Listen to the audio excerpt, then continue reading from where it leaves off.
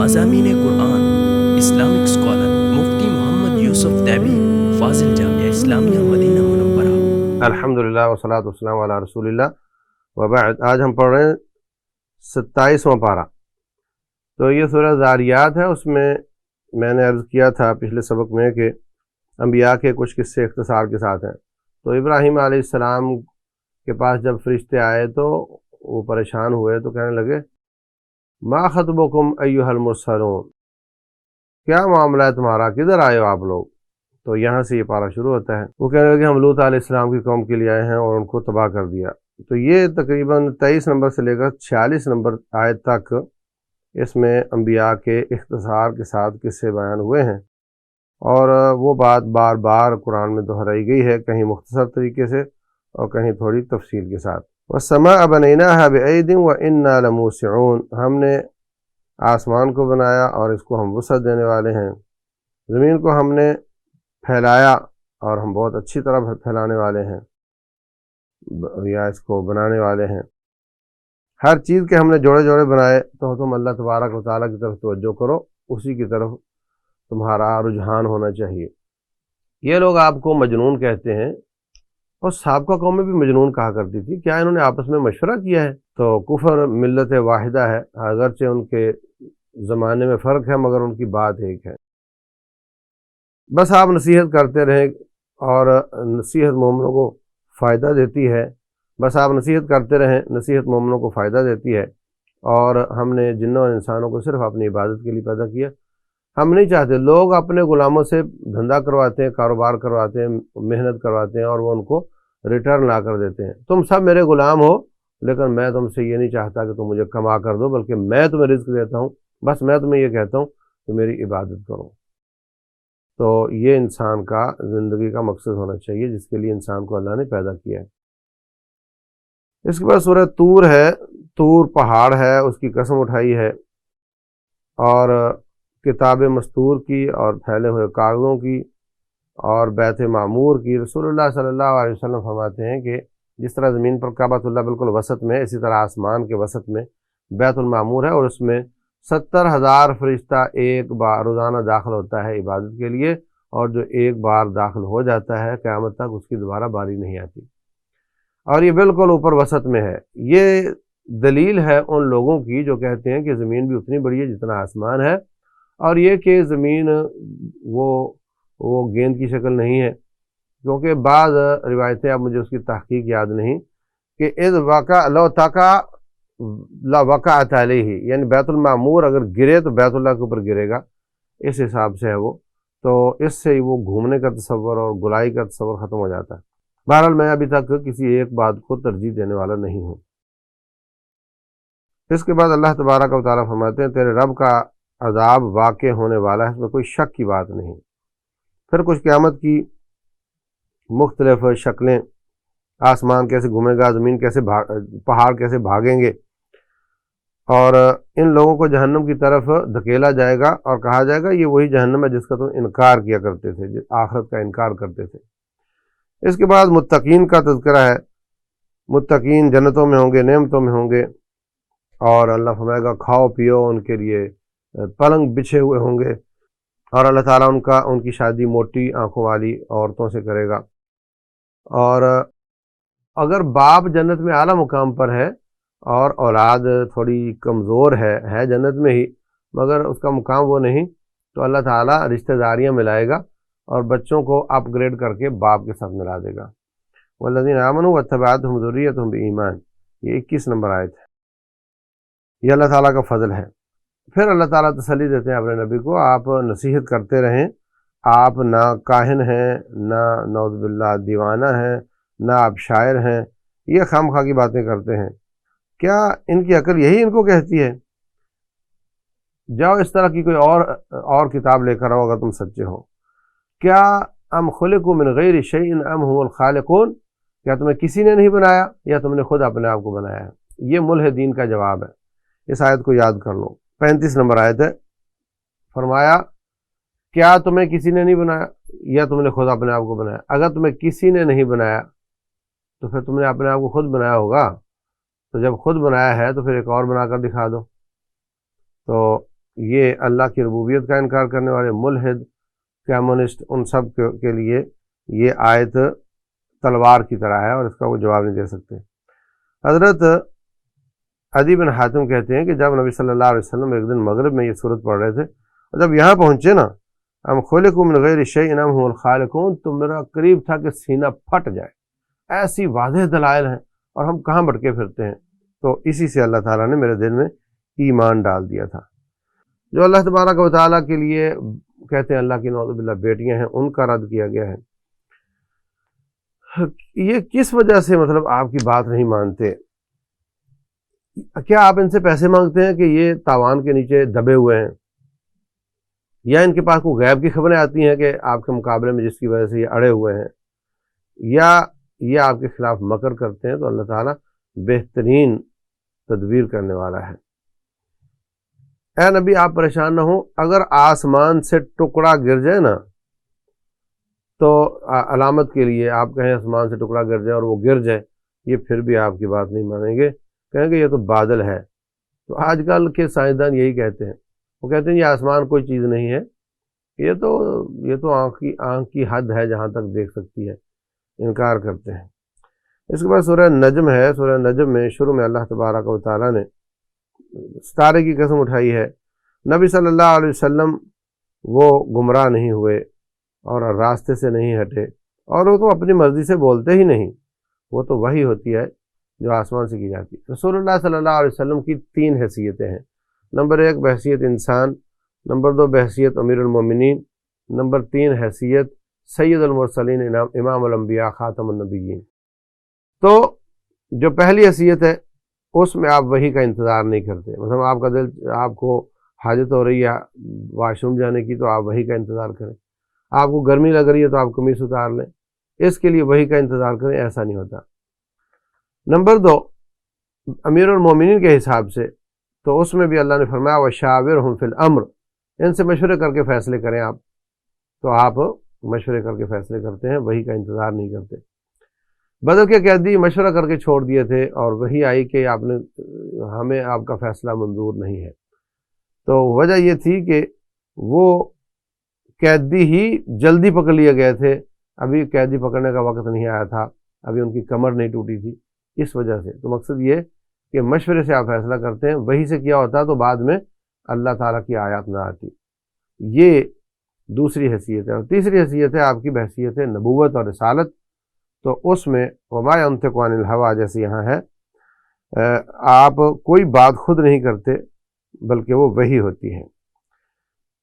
تو اس کے بعد لقد رآہ نزلۃ اخری عند سدرۃ المنتہی، اس میں معراج کا تذکرہ ہے۔ نبی صلی اللہ علیہ وسلم نے جبریل امین کو سدرۃ المنتہی کے پاس اصل حالت میں دیکھا۔ حدیث میں آتا ہے کہ آپ نے نبی صلی اللہ علیہ وسلم کو 2 دفعہ اصل حالت میں دیکھا ہے، ایک جب دوسری وحی آئی ہے یا ایھا المدثر والی، اور ایک یہ معراج کی رات آپ نے ان کو، تو 600 پر تھے اور پورے آسمان پر اور کوئی چیز نظر نہیں آتی تھی، اتنے بڑے ہیں جبریل امین علیہ السلام۔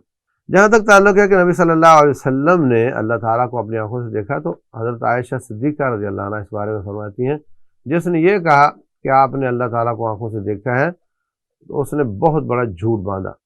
تو اگلے جہان میں انشاءاللہ ہم بھی دیکھیں گے، وہ بھی دیکھیں گے، لیکن اس جہان میں اللہ تبارک و تعالیٰ کو کسی نے نہیں دیکھا۔ البتہ خواب کی حالت میں نبی صلی اللہ علیہ وسلم نے دیکھا ہے، رأیت ربی فی احسن صورہ، تو میں نے اپنے رب کو دیکھا، اور نبیوں کے خواب بھی وہی ہوتی ہے، تو وہ الگ کہانی ہے، لیکن حقیقت میں نہیں دیکھا۔ اس کے بعد اللہ تبارک و تعالیٰ فرماتے ہیں میری اجازت کے بغیر کوئی شفاعت نہیں کر سکتا، وَكَم مِّن مَلَكٍ فِي السَّمَاوَاتِ لَا تُغْنِي شَفَاعَتُهُمْ شَيْئًا إِلَّا مِن بَعْدِ أَن يَأْذَنَ اللَّهُ لِمَن يَشَاءُ وَيَرْضَىٰ۔ اس کی اجازت کے بغیر کوئی سفارش نہ کر سکتا ہے، اگر کرے بالفرض تو اس کی سفارش قبول نہیں ہوگی۔ اس کے بعد اللہ تبارک و تعالیٰ اپنے کمالات بیان فرما رہے ہیں کہ انہ ہوا اضحک و ابکا، وہی رلاتا اور وہی ہنساتا ہے، وہی زندگی دیتا ہے، وہی موت دیتا ہے، وہی زوجین کو پیدا کر کے پانی سے اور پھر وہی دوبارہ کھڑا کرتا ہے، اور وہی کسی کو غنی کر دے، کسی کو فقیر کر دے، اور وہی شیرا ستارے یا بت کا بھی جس کی وہ عبادت کرتے ہیں اس کا بھی وہ رب ہے، اسی نے عاد، ثمود اور نوح علیہ السلام کی قوموں کو تباہ کیا ہے۔ تو یہ سب اللہ تبارک و تعالیٰ کے کمالات ہیں۔ اس کے بعد سورہ قمر ہے، قمر کا معنی چاند ہوتا ہے۔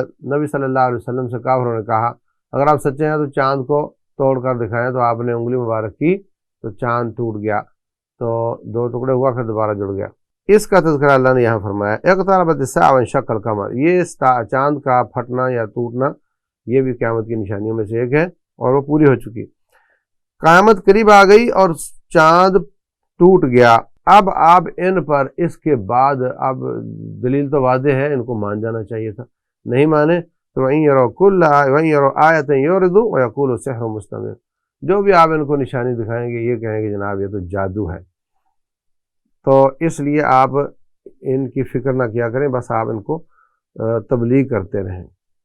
اس کے بعد کچھ سابقہ قوموں کا ذکر ہے۔ نمبر 1 قوم نوح کا ذکر ہے۔ نمبر 2 جو ہے یہ عادیوں کا ذکر ہے۔ تو اللہ تبارک و تعالیٰ نے نوح علیہ السلام کی کشتی کو نشانی بنا دیا تھا، وہ جودی پہاڑ تک پر تا دیر قائم رہی تھی۔ اور اسی طرح قوم سمود کا تذکرہ ہے، کہنے لگے یہ اس نبی پر، اس بندے پر ہی وہی آنی تھی، یہ تو نعوذ باللہ جھوٹا ہے، کل آپ کو پتہ چلے گا کہ جھوٹا کون ہے، اور پھر ان پر اللہ تعالیٰ کا عذاب آ گیا اعوذ باللہ۔ قوم لوط بے حیا، بدکار، ہم جنس پرست تھی، تو اللہ تبارک و تعالیٰ نے ان کو تباہ و برباد کر دیا۔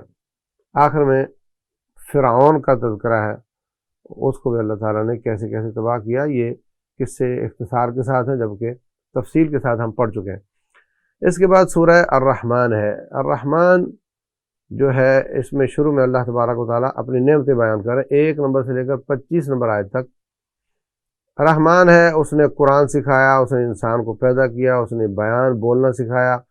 سورج اور چاند حساب کے ساتھ چلتے ہیں، اس سے انسان اپنے اوقات، اپنے مہینے، اپنے سال طے کرتا ہے، اور ستارے اور درخت سب اللہ تعالیٰ کو سجدہ کرتے ہیں، اور یہ ساری اللہ تعالیٰ کی نعمتیں ہیں۔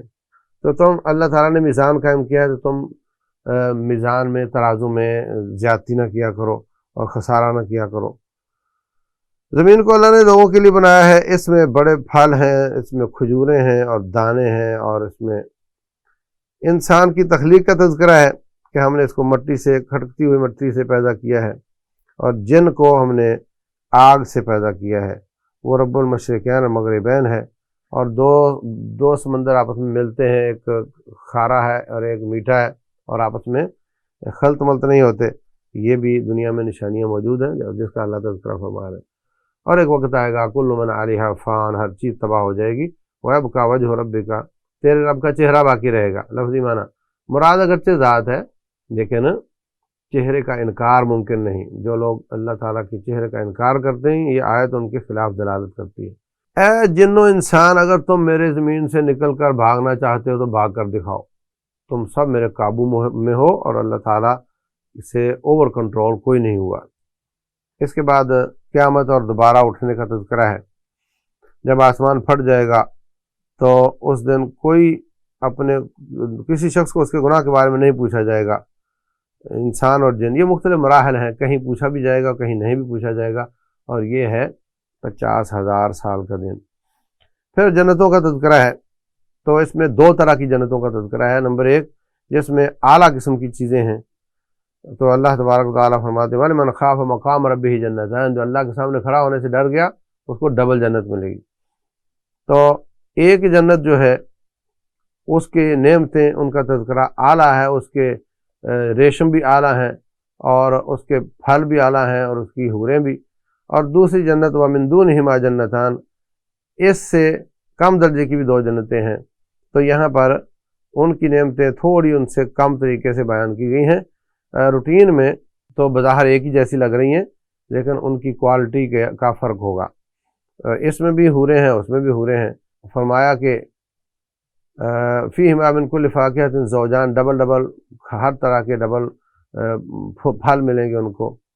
تو اسی طرح فیہن قاصرات الطرف، ایسی لڑکیاں جن کی آنکھ کسی طرف اٹھتی نہیں ہے آپ کے سوا، اور ان کے پاس کوئی جن یا انسان نہیں گیا، تو ثابت ہوتا ہے انسان اور جن دونوں یہ اپنی بیویوں کے پاس جاتے ہیں، یہاں سے یہ ثابت ہوتا ہے۔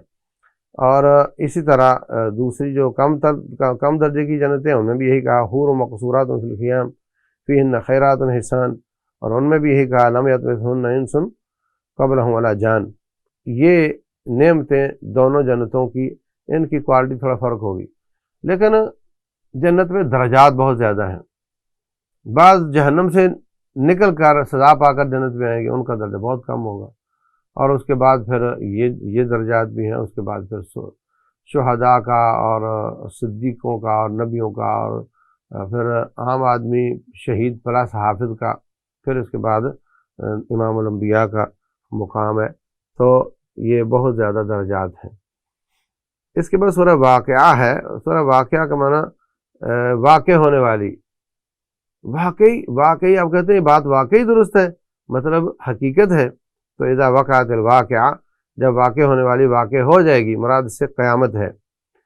تو اس میں 3 طرح کے لوگوں کا تذکرہ کیا گیا۔ نمبر 1 اصحاب الیمین، نمبر 1 یہ مقربون ہے، سابقون السابقون اولئک المقربون، یہ ہر نیکی میں سبقت لے جانے والے، آگے بڑھ کر نیکی کرنے والے۔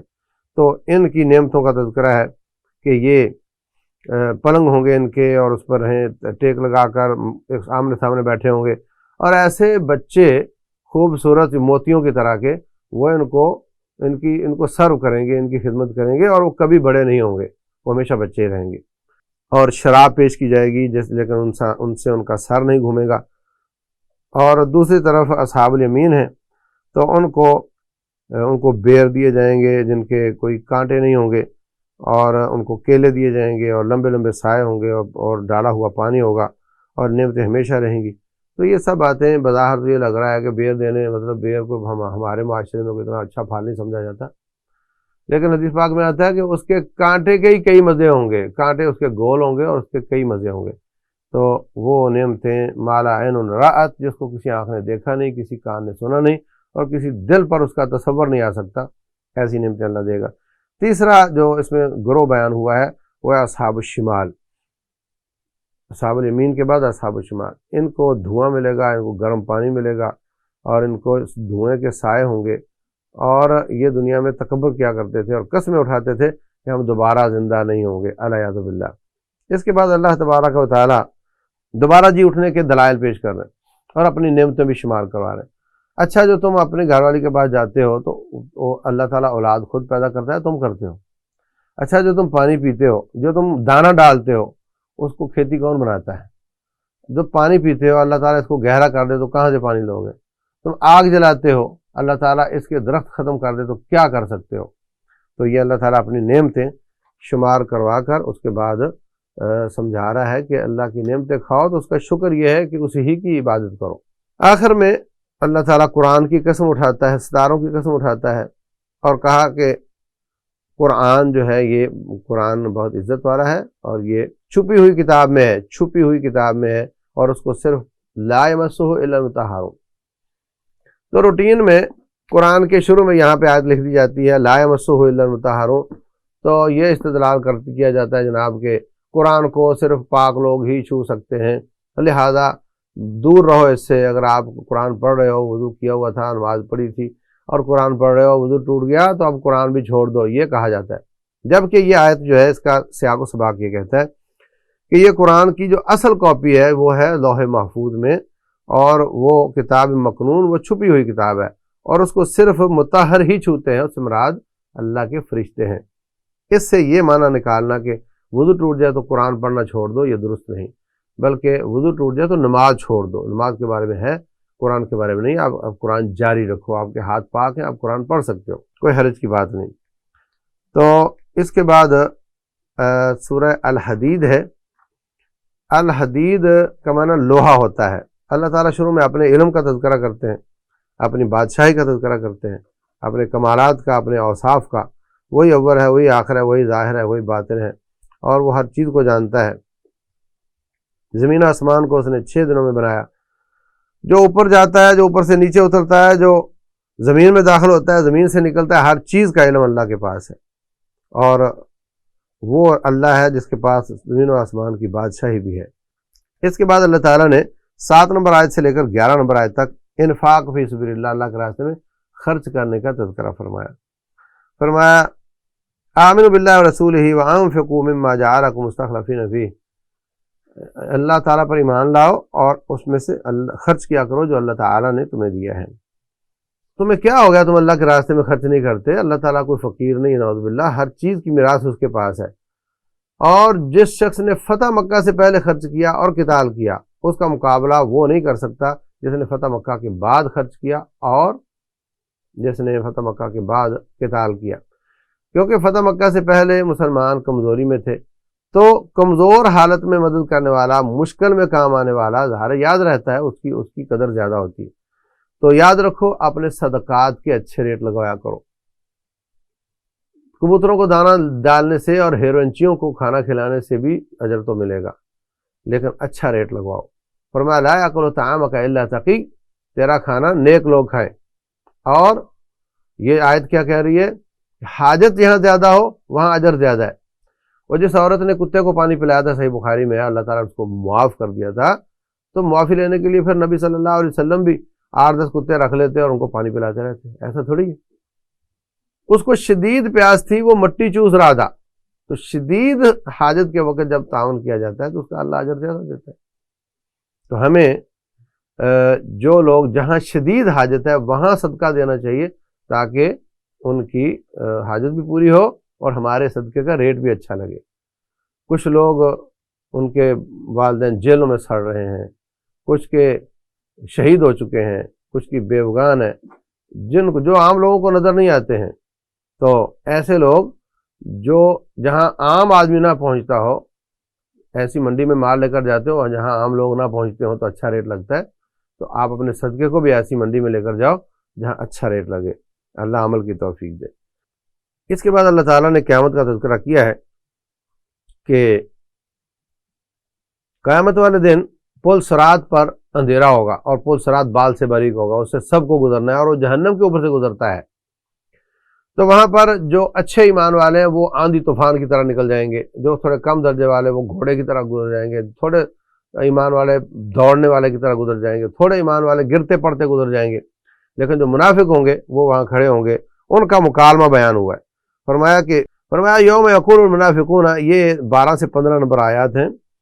منافق مرد عورتیں کہیں گے انظرونا نقتبس من نورکم، ذرا رک جاؤ، ہمیں بھی لے جاؤ، ہماری لائٹیں خراب ہیں۔ وہ کہیں گے واپس جاؤ، دنیا سے لائٹیں ملتی ہیں، یہاں سے نہیں ملتی۔ اور آپ جانتے ہیں سپیڈ ہمیشہ لائٹ کے حساب سے ہوتی ہے۔ رات کو آپ کا انجن جتنا بھی تکڑا ہو، اگر آپ کی لائٹیں کمزور ہیں تو آپ سپیڈ نہیں مار سکتے، اور یہ لائٹ ملے گی ایمان سے۔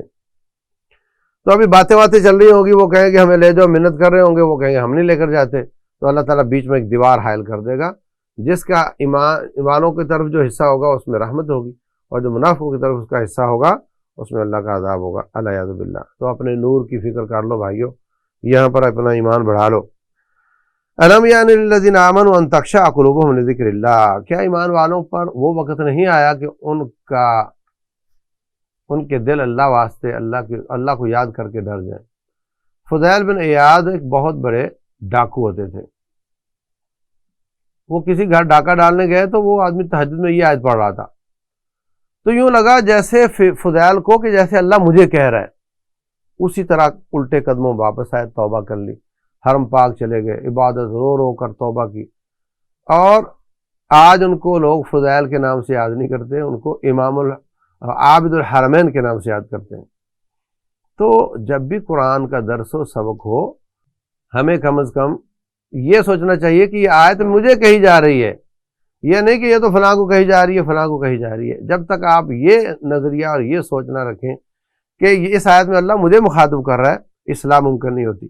یہ وجہ ہے کہ ہم پہ قرآن پڑھا جاتا ہے ہر مہینے، ہر سال، اور درس دروس جمعہ خطبات، اور ہماری نہ عقل بدلتی ہے نہ شکل بدلتی ہے، اس لیے کہ ہم ان آیات کا مخاطب اپنے آپ کو نہیں سمجھتے۔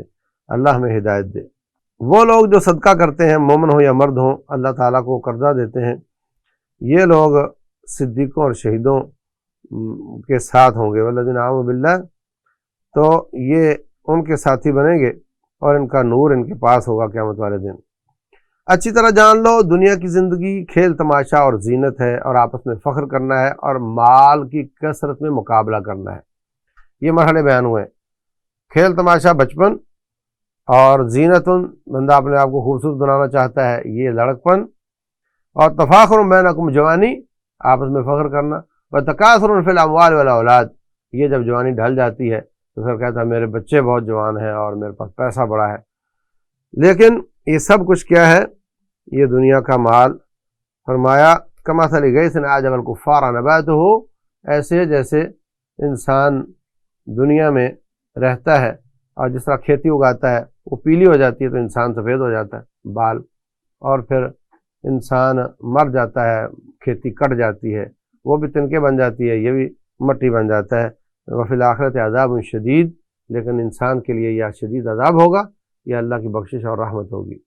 تو یہ دنیا میں کھیتی کی مثال دے کر، وہ بھی پانی کی بوند سے اگتی ہے، یہ بھی، اور وہ بھی آتا ہے تو دنیا خوش ہوتی ہے، یہ بھی، اور وہ پیلا ہو جاتا ہے، یہ سفید ہو جاتا ہے۔ یہ سارا مثال دے کر سمجھایا ہے کہ آخرت میں تمہیں دوبارہ جانا ہے، اور اپنے مرحلے کو یاد رکھو تم کس مرحلے میں ہو، اور اس میں اللہ تعالیٰ کو بھولنا نہیں ہے بلکہ آخرت کو یاد رکھنا ہے، بلکہ مقابلہ کرو جنت کی طرف، اللہ تعالیٰ کی بخشش کی طرف، ایک دوسرے کے مقابلے میں دوڑ لگا دو، جس ایسی جنت جس کی چوڑائی زمین آسمان جیسی ہے۔ تمہیں کوئی بھی مصیبت آتی ہے زمین میں یا تمہارے جانوں میں، وہ اللہ نے پہلے سے لکھی ہوتی ہے، اس لیے پریشان نہیں ہونا۔ ہم نے آپ سے پہلے رسول بھیجے تھے بینات دے کر، اور ان کو میزان دیا تھا، اور ان میں تاکہ وہ انصاف کریں، اور ہم نے لوہا نازل کیا تھا تاکہ لوگ اپنا دفاع کر سکیں۔ تو لوہا اصل میں آیا ہے دفاع کرنے کے لیے، گن بنانے کے لیے، تلوار بنانے کے لیے۔ یہ وہ آیت ہے جس وجہ سے اس سورت کا نام سورہ الحدید ہے۔ اس کے بعد انبیاء کا ہلکا قصہ بیان کیا گیا ہے، جیسے نوح علیہ السلام، ابراہیم علیہ السلام، وَلَقَدْ أَرْسَلْنَا نُوحًا وإبراہیم وجعلنا فی ذریتہم النبوۃ والکتاب، ان کی اولاد میں ہی ہم نے نبوت اور کتاب رکھی ہے۔ پھر عیسیٰ آئے اور موسیٰ آئے، اور پھر ان کے بعد تو وجعلنا فی قلوب الذین اتبعوہ رأفۃ ورحمہ، حضرت عیسیٰ کی جو ماننے والے ہیں ان کے دلوں میں ہم نے رحمت ڈالی ہے، اور رہبانیت انہوں نے خود ڈال لی تھی ترک دنیا، لیکن بعد میں اس پر پورا نہیں اتر سکے۔ تو یہ جو صوفیت ہے اور یہ جو ترک دنیا ہے، یہ جو قبرستان میں ڈیرا لگانا ہے، یہ جو چلے کاٹنے ہیں، یہ سب ترک دنیا، اس کا اسلام سے تعلق نہیں ہے۔ نہ عیسائیت کی رہبانیت سے اس کا اسلام سے تعلق ہے، عیسائیت سے تعلق ہے، اور نہ اس صوفیت کا جو سو کالڈ ہے اس کا تعلق اسلام سے ہے۔ تو اسلام میں ایسا کچھ نہیں ہے۔ نبی صلی اللہ علیہ وسلم شادیاں بھی کرتے رہے، اچھے کپڑے بھی پہنتے رہے، خوشبو بھی لگاتے رہے، اور اللہ کی عبادت بھی کرتے رہے۔ واللہ اعلم۔ اس کے ساتھ ہی ہمارا یہ پارہ ختم ہو جاتا ہے۔ اگلا پارہ انشاءاللہ سورہ المجادلہ سے شروع ہوتا ہے۔ اللہ تعالیٰ عمل کی توفیق عطا فرمائے۔